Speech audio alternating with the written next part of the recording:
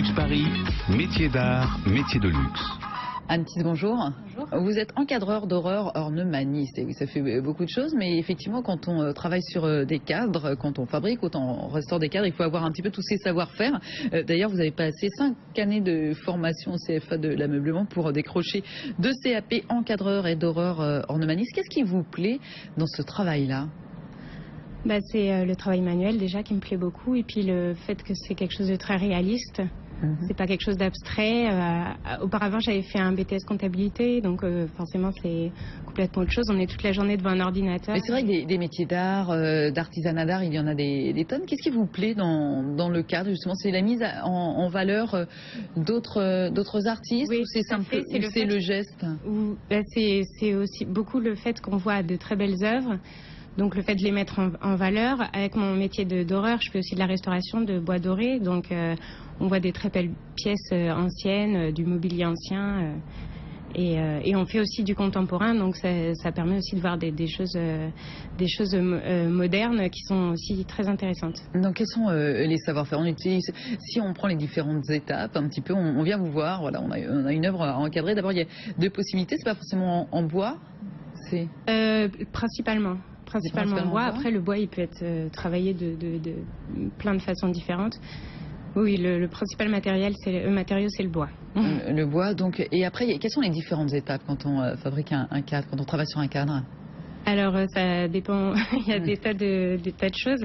C'est-à-dire que, alors, pour ce qui est de la dorure, on part du bois, puis après, donc, soit on a des ornements, on pose des ornements, donc qui sont en moulage, d'où le nom d'horreur ornemaniste.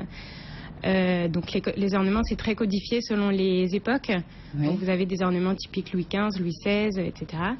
Et donc après on pose ces ornements, on blanchit le cadre. Donc on fait ce qu'on appelle une couche d'après qui est en blanc et qui va permettre après de pouvoir poser la feuille d'or. Donc ensuite, voilà, et donc une fois que tout ça est bien préparé, on met une dernière couche d'après qui s'appelle l'assiette et qui va permettre après, une fois qu'on la mouille, de faire adhérer l'or. Et puis après, bon, il y a plusieurs étapes ensuite pour faire briller l'or, le faire patiner, etc. Tout ça est très précis. Comment s'appelle l'outil que vous utilisez justement pour finir d'appliquer la feuille d'or sur l'ornement? C'est pas compliqué, ça s'appelle un appuyeux. Ah bah voilà. Voilà. C'est étonnant, et on sent que là, tout est très délicat. Oui, la feuille d'or est très fragile, donc il faut y aller. Oui, avec, on y va, on la touche jamais avec la main. On a des tas de pinceaux et d'outils différents pour pouvoir la manipuler. Donc effectivement, il y a ça. Et puis une fois que vous avez le cadre en bois, il y a le cadre intérieur aussi. Finalement, on parle d'un cadre pour une œuvre. Maintenant, il y en a plusieurs. Oui, c'est-à-dire que vous avez il y a le cadre en soi, et puis après vous avez le sous-verre pour tout ce qui est œuvre picturale. Et donc là, sous-verre, c'est le travail de l'encadreur, et là c'est beaucoup plus un travail de cartonnage on travaille le carton, le papier, et puis l'aquarelle aussi beaucoup pour ce qui est des marges anciennes, les marges en lavis. Je ne sais pas si vous voyez ce que c'est, mais c'est quelque chose qui se fait à l'aquarelle aussi. Donc ça, c'est un travail spécifique à l'encadreur. Donc voilà, c'est aussi un geste et un savoir-faire supplémentaire, effectivement, que vous devez acquérir. Voilà, c'est pour ça que j'ai 2 formations, l'encadrement et la dorure, qui sont complémentaires, mais qui sont quand même très différentes. Alors aujourd'hui, vous avez un atelier depuis peu de temps, depuis octobre dernier, rue du Faubourg Saint-Honoré, donc on peut venir vous voir, effectivement. Est-ce que c'est difficile? Est-ce qu'il y a encore une sorte de corporation parisienne des encadreurs? Alors, on se connaît tous plus ou moins, oui, dans le métier. C'est l'école là où j'ai fait ma formation qui regroupe le CFA de la Bonne Graine, qui regroupe un peu tous ces professionnels, qui fait un peu le lien. Parce qu'il n'y en a pas tant que ça, des jeunes qui doivent s'installer, j'imagine. Il y en a quand même. De ma promo, j'en ai 2 qui sont installés aussi dans Paris. Donc, ah ben voilà. Mais c'est vrai que je pense que c'est pas si courant que ça. En tout cas, on vous retrouve dans l'exposition Recréation que Zélip organise du 14 au 17 janvier à la Galerie Flax. C'est 36 rue Quincampoix dans le 4e arrondissement de Paris. On rappelle, Zélip, c'est une plateforme de mise en relation avec les artisans d'art. Et là, ils sont venus vous prendre en photo dans votre atelier. Oui, c'est ça. On a fait une séance très sympa.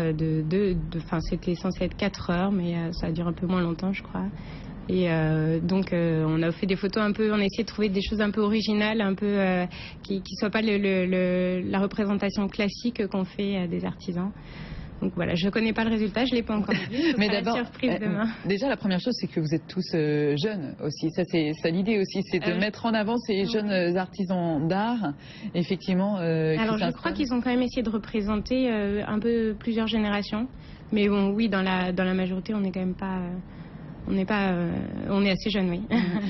Donc on vous retrouve sur cette plateforme zélite.co. Et puis juste pour information, si vous ratez cette exposition, elle sera aussi présentée une seconde fois lors des Journées européennes des métiers d'art. Ça sera début avril prochain. En attendant, Anne Tys, on peut donc vous retrouver dans votre atelier d'encadreur d'horreur ornemaniste rue du Faubourg Saint-Honoré à Paris. Merci beaucoup à vous.